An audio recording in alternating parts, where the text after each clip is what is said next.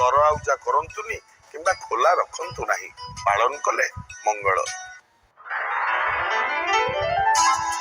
ବେଶୀ ସମୟ ବସି ରହିବା ଦ୍ୱାରା ଆପଣ ଲକ୍ଷ୍ୟ କରିଥିବେ ଗୋଡ଼ ଝିମଝିମ ହେଇଯାଏ।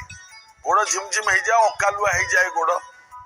ଯୋଉ ଗୋଡ଼ଟା ଝିମଝିମ ହଉଛି ତା ବିପରୀତ ପଟ କାନ, ଯଦି ଡାହାଣ ଗୋଡ଼ ହଉଥିବ ବାଁ ପଟ କାନ, ଯଦି ବାଁ ଗୋଡ଼ ହଉଥିବ ଡାହାଣ ପଟ କାନ ଟାଣି ଧରି 7 ଥର ଓମ୍ ଉଚ୍ଚାରଣ କରନ୍ତୁ। ଓମ୍ 7 ଥର ଟାଣି ଧରି 7 ଥର ଓମ୍ ଉଚ୍ଚାରଣ କରନ୍ତୁ। ସାଙ୍ଗେ ସାଙ୍ଗେ କମିଯିବ ଆଜ୍ଞା। ପରୀକ୍ଷା କରନ୍ତୁ।